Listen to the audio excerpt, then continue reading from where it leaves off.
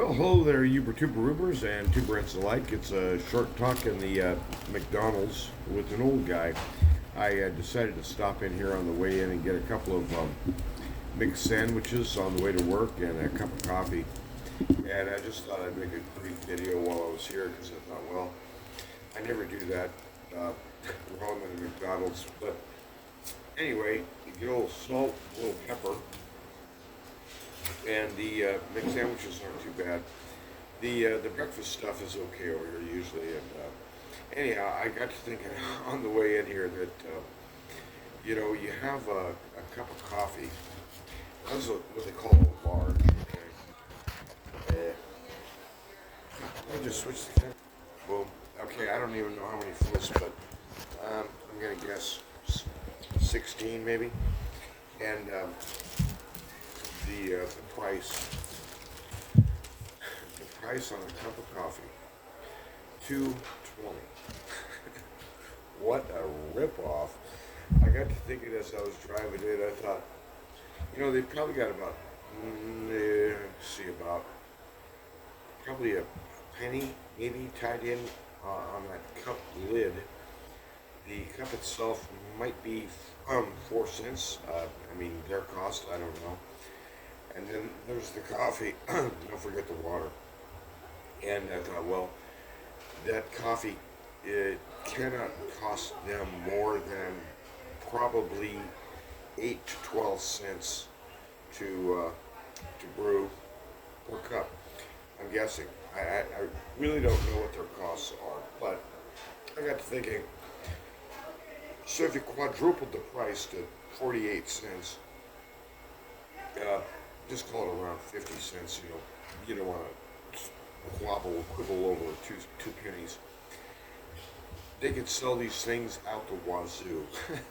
People would come from miles around to buy coffee at McDonald's because it would be 50 cents for a large, which would be about 1/4 or less of what anyone else is charging. Not to mention Starbucks next door, they want $5 for the same stupid cup.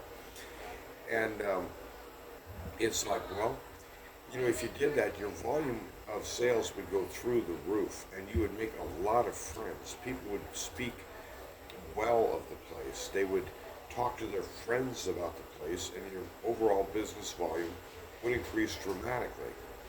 That's the way I see it.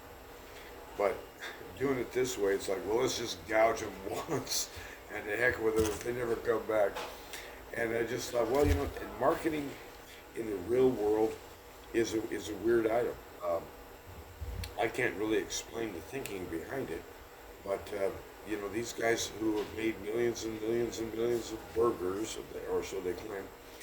I mean, they're doing something right, and they've got customers around the world. And I just got to thinking, it just seems weird to me that some CEO somewhere doesn't sit down and then put his or her head together and say, how could we really boost sales?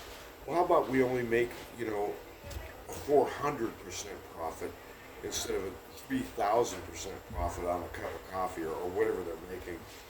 And so there's the thought for the day. Hope you have a good day at work. It's a Friday. It looks like it's going to be clear skies out here today, and here in southern New Mexico, and the temperatures are coming up a little bit. I looked at a forecast the other day, and we're looking to get up in the 70s, I guess.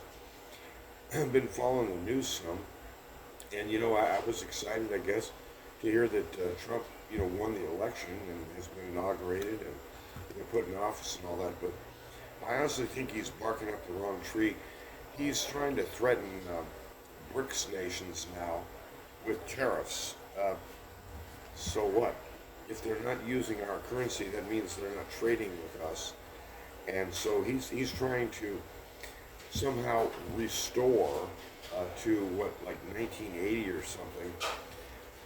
The U.S. world dominated the world with its one currency, the dollar. That's old hat. That's old news. Somebody needs to get Trump up to date here. Russia, he keeps saying publicly that Russia's economy is in the toilet, that they're really floundering financially, which is frankly just not true. And it's a lot like those stories you hear about how the Russians are really losing in Ukraine. Not so. And so the Russians are doing just fine. They don't need us. And soon we will realize we need them. And we shouldn't make an enemy out of what could be a potential trading partner.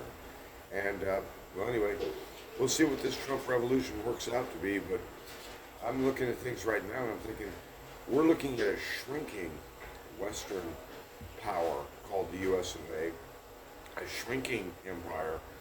And we've got to understand that we are no longer the world superpower, and got to consider things.